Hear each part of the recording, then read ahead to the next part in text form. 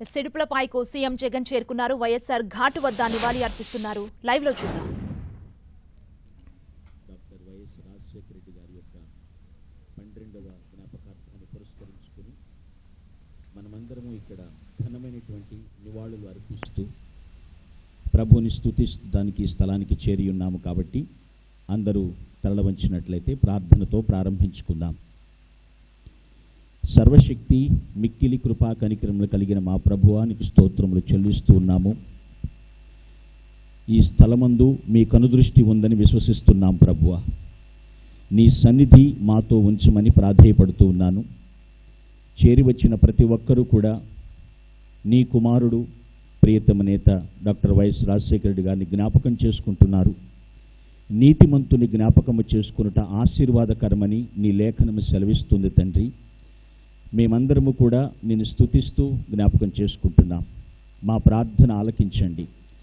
పాడబోయే కీర్తన ద్వారా మీరు మహిమ పొందమని వేడుకుంటున్నాను. ప్రభువా, నీ లేఖనంలో నుంచి మమ్మల్ని ధైర్యపరచు మాటలు అందించండి. ఇక్కడ ఈ స్థలమంతా నీ పరిశుద్ధాత్మ ఆవరింపు దయచేయమని వేడుకుంటున్నాను. దేవా, నీ యొక్క ప్రసన్నత మా అందరి మీద ఉంచండి. చేరి వచ్చినటువంటి కుటుంబీకులు, రక్త సంబంధికులు, బంధుమిత్రాదులు, నాయకులు, అధికారులు, శ్రేయోభిలాషులు, కార్యకర్తలు ప్రతి ఒక్కరూ ఎందరైతే మహానేతను స్మరించుతున్నారో వారందరి కుటుంబములను బట్టి కూడా నిన్ను స్తుతిస్తూ ఉన్నాను. మీరే అధ్యక్షత వహించి ఈ కార్యక్రమమును క్రమముగాను మీ అధ్యక్షతను జరిగించమని క్రీస్తు నామమున ప్రార్థన చేసి ప్రారంభించుకొనుచున్నాము తండ్రి. ఆమేన్. కూర్చున్నాం. ఒక కీర్తన పాడుకుని ప్రభు నామాన్ని ఘనపరుద్దాం.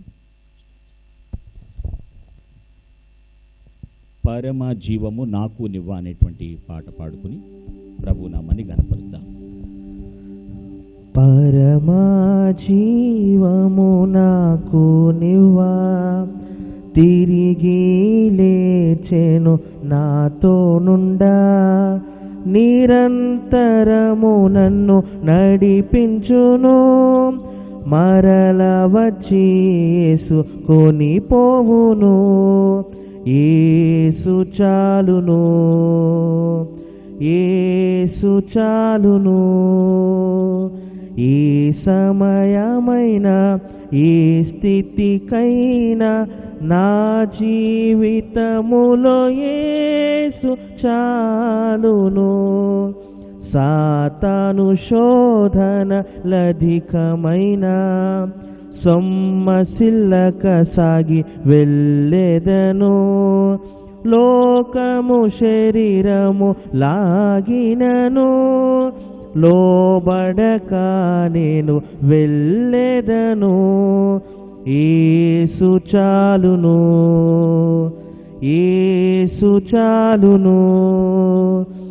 ఈ సమయమైన ఈ స్థితికైనా నా జీవితములో యేసు చాలును. పచ్చిక బయలలో పరుండజేయున్, శాంతి జలము చెంత నడిపించును. అనిశము ప్రాణము తృప్తిపరచున్, మరణలోయలో నన్ను కాపాడును. యేసు చాలును, యేసు చాలును. ఈ సమయమైన ఈ స్థితికైనా నా జీవితములో యేసు చాలును.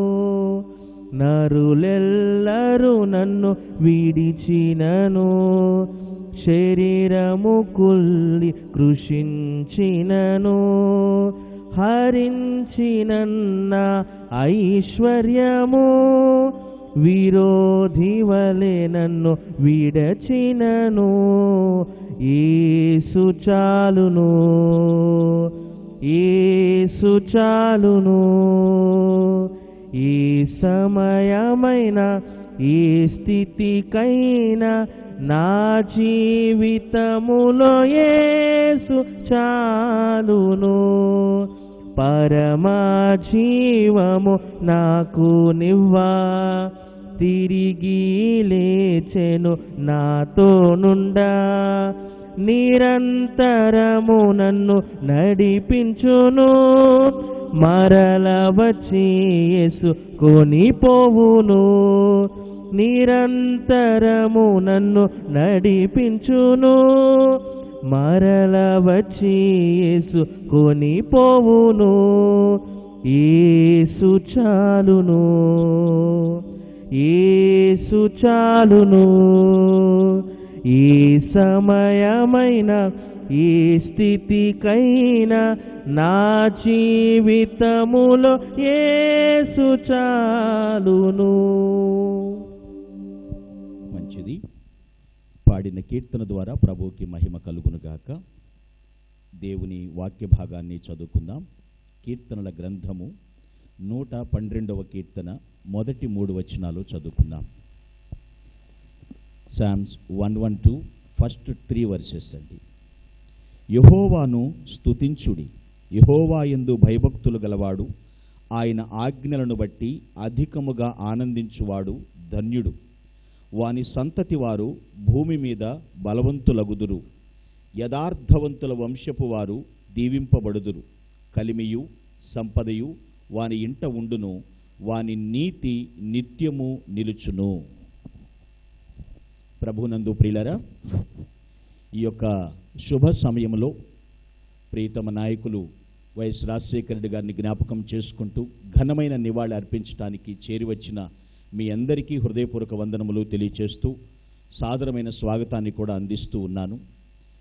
దేవుని వాక్యం సెలవిస్తోంది, ఎవరైతే దేవుని యందు భయభక్తులు కలిగి జీవిస్తారో వారి ఆధిక్యత మరిచిపోలేనిది అనేటువంటి మాట గుర్తుపెట్టుకోవాలి. A message from the dying can give a purpose to the living అంటారు. అంటే మరణించే వ్యక్తి ఇచ్చేటువంటి సందేశం జీవించే వారికి ఒక ఉద్దేశాన్ని ఇస్తుంది. దేవుని యొక్క వాక్యమును బట్టి ఎవరు భయభక్తులు కలిగి ఉంటారో దేవుని పట్ల వారు నిత్యము దేవుని జ్ఞాపకములో ఉంటారు అనే మాట ఇక్కడ అర్థం ఇస్తుందండి. అంటే చిరస్మరణీయంగా నిలిచిపోతారు, వారు దేవుని హృదయంలో ఉంటారు అనేటువంటి మాట దీని అర్థం. మనకి నేను చెప్పే చిన్న టాపిక్ ఏమిటంటే అన్ఫర్గెటబుల్ మెమరీ టాపిక్. అంటే మరపు రాని జ్ఞాపకం, అన్ఫర్గెటబుల్ మెమరీ. ఎందుకు అంటే వారు ఏమంటున్నారంటే మరణించుటకు సిద్ధమైతే జీవించుటకు సిద్ధమన్నమాట. ప్రభు నిమిత్తం వేకువజామున లేచి వాక్య ధ్యానం, ప్రార్థన, చక్కని సహవాసం గడిపినటువంటి నాయకులు వైఎస్ రాజశేఖర రెడ్డి గారు. వారిని జ్ఞాపకం చేసుకుంటున్నాం. ఎందరూ జ్ఞాపకం చేసుకున్నా వారందరూ ఆశీర్వాదవంతులే అని వాక్యం పట్టి నేను మీతో మాట్లాడుతున్నాను. ఎందుకంటే చాలామంది మరణంతో అయిపోయింది అంటారు. Death is not a period, it's only A comma. అంటే మరణం అనేది ఒక అంతం కాదు, అది కేవలం ఒక నిద్ర మాత్రమే అని బైబిల్ సెలవిస్తోంది. ఎందుకు వారిది మరపురాని జ్ఞాపకం అంటే 3 విషయాలు మనం చదువుకున్న వాక్యంలో ఉన్నాయి ప్రియులారా. 3 కారణాలు ఉన్నాయి వారిది మరపురాని జ్ఞాపకం అంటానికి, అన్ఫర్గెటబుల్ మెమరీ. 3వ వచనంలో అంటున్నారు, అతని నీతి నిత్యము నిలుచును. Yes, his honesty or uprightness endureth for ever. నిప్పటికీ కూడా నిలుస్తుంది. ఎందుకనంటే వారి వంశపు వారు కూడా దీవించబడతారని వాక్యం సెలవిస్తోంది. భక్తుల కండి నీతి దేవుడిచ్చిందే, ఆయన ఇచ్చిందే నీతి. అది ఎలా ఉంటుందంటే దేవుని న్యాయం వలె ఎప్పటికీ కూడా నిలిచే ఉంటుంది, అది చిరస్థాయిగా నిలిచి ఉంటుంది. ఉదాహరణకి యోబు భక్తులను చూసుకుంటే ముక్కుసూటిగా మాట్లాడేవారు, యథార్థంగా ఉండేవారు. అయితే ప్రతిరోజు అరుణోదయం లేచి తన బిడ్డలందరి కొరకు బలి అర్పణ చేసేవారు, అందరి కొరకు విజ్ఞాపన. అలా విధంగా అబ్రహాము దేవుని నమ్మెను, అది ఆయనకు నీతిగా ఎంచబడింది. అదేవిధంగా కొర్నేలియస్ని మనం చూస్తే దేవుని గురించి విన్నాడు, వెతికాడు, భయభక్తులు కలిగి జీవించాడు. తనే కాదు తన ఫ్యామిలీ అంతటినీ దైవ బాటలో నడిపించారు. ఇక్కడ వాక్యం సెలవిస్తోంది మరపురాని జ్ఞాపకం అంటానికి కారణం ఏమిటంటే వారి నీతి దేవుడిచ్చింది కాబట్టి అది నిత్యము నిలిచింది. కొందరు భయపడతారు, కానీ for the Christian death means heaven, happiness and him. క్రైస్తవునికి మరణం అంటే పరలోకమే, దేవుడే, సంతోషమే అని దేవుని వాక్యం సెలవిస్తోంది. నేనైతే ప్రభువునందు విశ్వసిస్తున్నాను. డాక్టర్ వైఎస్ఆర్ గారు he would graduated to the heaven. Yes, పరలోకానికి పట్టభద్రులైనారు ఈ వాక్యమును బట్టి. మొదటి కారణం ఏమిటంటే ఆయన నీతి నిత్యము నిలుచును, అందుకనే మరపురాని జ్ఞాపకం. రెండో విషయం త్వరగా చెప్తున్నాను పిల్లరా. 7-8 వచనాల్లో ఉంటుంది, వారి హృదయము వారి మనస్సు స్థిరముగా ఉండేవి. అంటే ఒక నిర్ణయం తీసుకున్నాక ఏదైనప్పటికీ కూడా అతను స్థిరంగానే ఉండేవారు. దైవభయం ఉన్నవారండి ఎవరికీ భయపడన అవసరం లేదు, మరి దేనికి భయపడన అవసరం లేదని దేవుని వాక్యం సెలవిస్తోంది. ఎందుకంటే దైవ భయంలోనే జయం అనేది ఉన్నది అని మనం తెలుసుకోవాలి. ఒకవేళ వ్యతిరేకులు ఎంతమంది లేవనెత్తినా తగిన సమయంలో దేవుడు వారందరినీ మనకు అనుకూలంగా మార్చేస్తాడు అని దేవుని వాక్యం సెలవిస్తోంది. వాళ్ళ సంగతి దేవుడే చూసుకుంటాడు. ఆ వ్యతిరేకమైన కార్యకలాపాలను కూడా తన బిడ్డల మేలుకు జరిగేటట్లుగా మార్చివేయగల సమర్థుడండి. స్థిరత్వం, ఒక నిర్ణయం అనేది స్థిరంగా ఉండేది. మనకు తెలుసు, స్టెబిలిటీ కమ్స్ ఫ్రమ్ గాడ్. స్థిరత్వం అనేది దేవుని దగ్గర నుంచి వచ్చేది.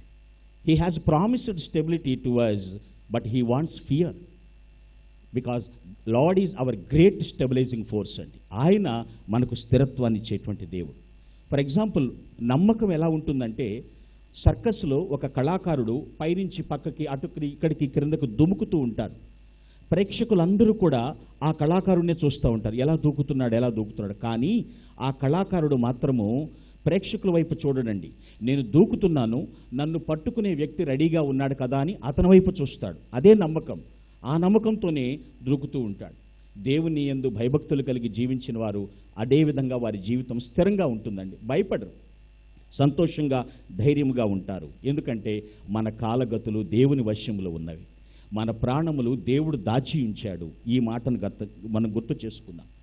ఎవరైతే దేవుని వాక్యమును బట్టి ముందుకు సాగిపోతారో వారి ఆలోచన స్థిరంగా ఉంటుంది. ఈ మాటలు గ్రహించండి. ఇది రెండవ కారణం అండి.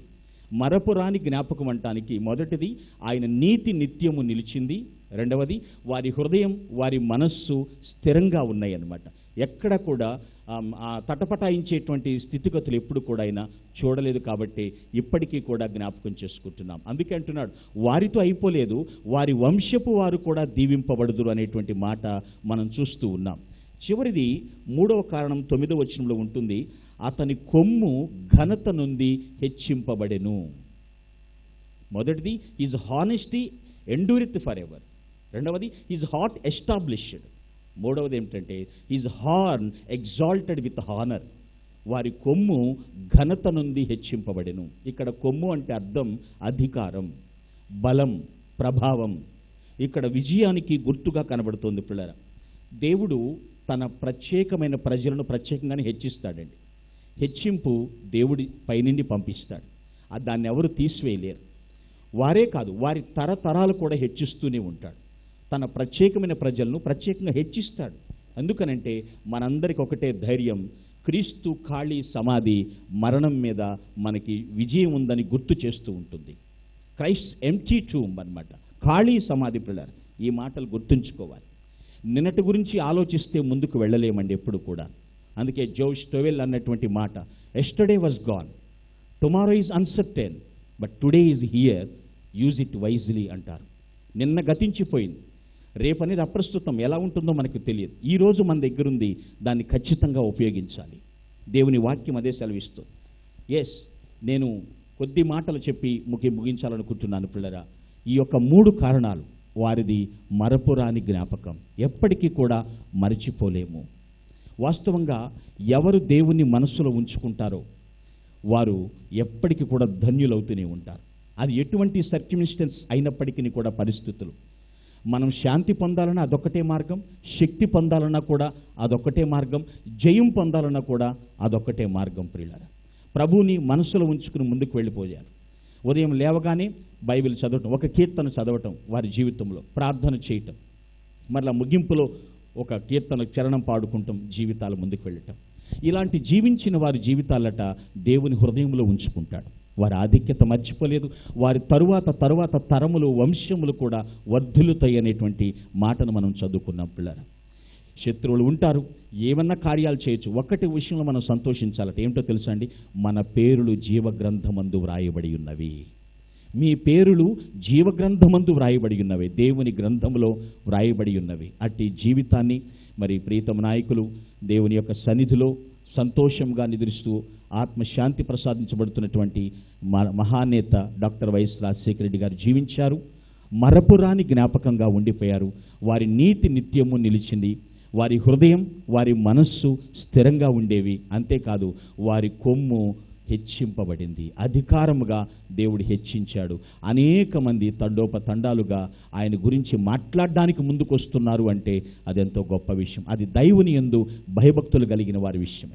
క్రీస్తునకు లోబడటం, దైవ భయం ఉంటేనే ఖచ్చితంగా జయం అనేది దేవుడు మనకిస్తాడు. అటువంటి మార్గదర్శిగా, మహానేతగా వారి పేర్లు జీవగ్రంథంలో ఉన్నవి కాబట్టి సంతోషిస్తూ ఈరోజు ఇక్కడ ఎంతమంది జ్ఞాపకం చేసుకుంటున్నారో, వారినే కాదు వారి కుటుంబముని బట్టి కూడా ఎంతమంది సంతోషిస్తూ ఉన్నారో, దేవుని యొక్క స్తుతిని వారు కూడా అందిస్తారు. దేవుడు స్తుతింపబడతాడు అటువంటి వారి ద్వారా.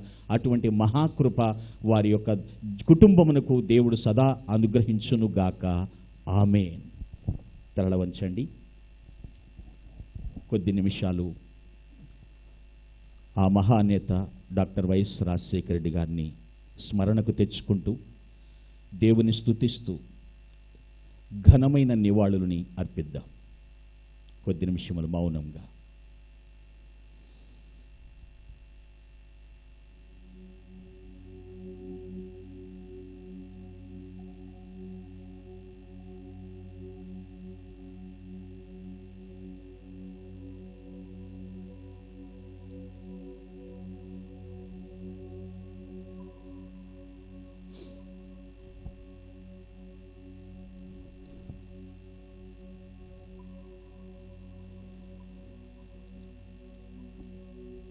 సర్వశక్తి మిక్కిలి కృపా కనికరములు కలిగిన మా ప్రభువా, నీకు వందనములు.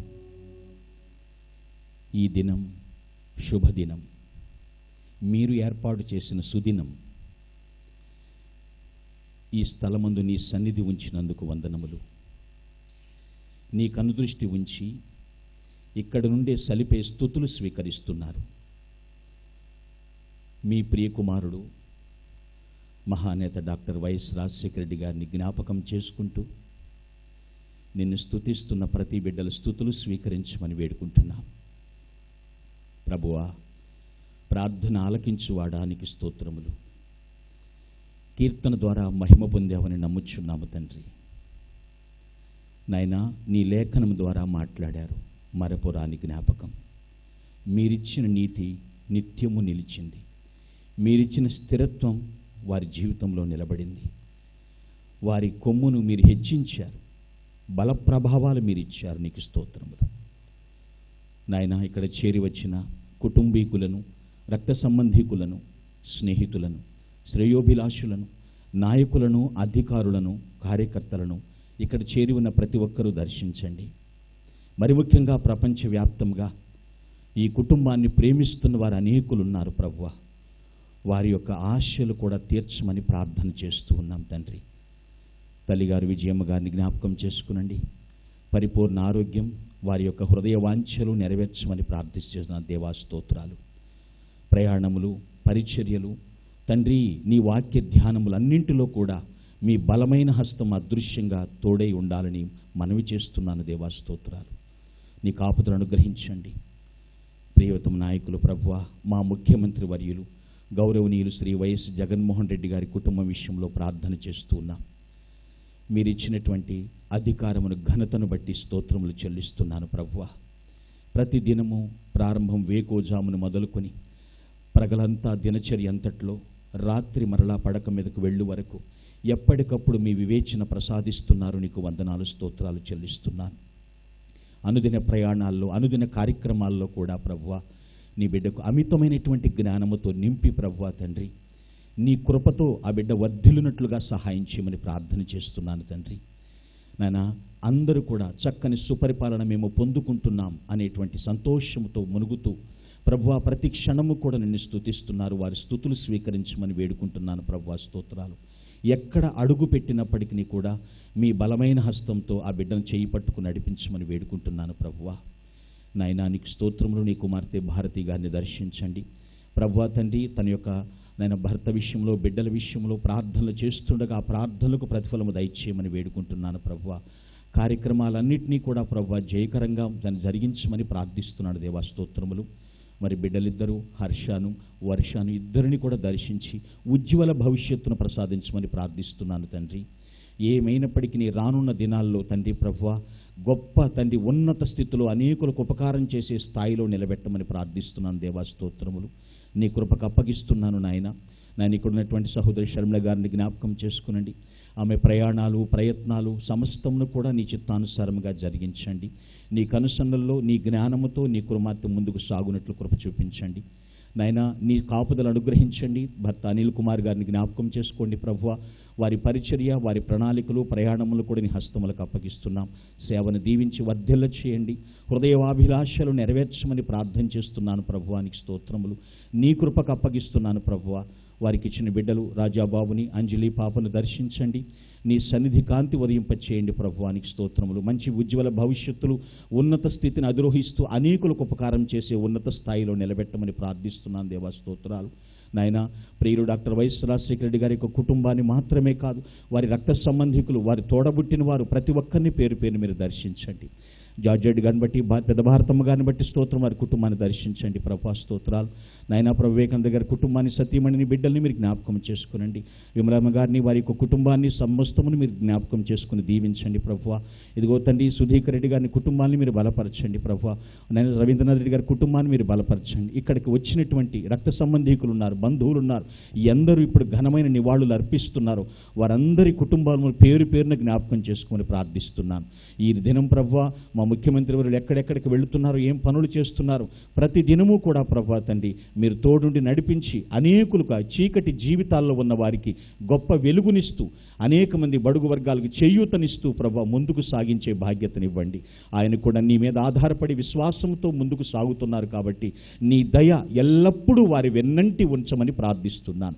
అన్ని విషయంలో అనేకులకు మేలు కలిగించేటట్లుగా ప్రియులు డాక్టర్ వైఎస్ రాజశేఖర్ గారి కుటుంబాన్ని ఉన్నత స్థితిలో ఉంచి ప్రభువా కావాలి అనుకున్న ప్రతి ఒక్కరి యొక్క కొరతలు తీర్చే కుటుంబముగా మీరు దీవించి ఆశీర్వదించమని, ఈ పర్వదినాన్న అన్ని చోట్ల ప్రభా కార్యక్రమాలు జరుగుతుండగా వాటి ద్వారా మహిమ పొందమని ఈ కుటుంబం మీ చేతులకు అప్పగిస్తూ, వచ్చిన ప్రతి ఒక్కరిని కూడా మీ చేతులకు అప్పగిస్తూ ఘనత మహిమ ప్రభావములు మీరే పొందుకొనమని క్రీస్తు నామమున ప్రార్థించి ముగించుకుంటున్నాము తండ్రి. ఆమేన్.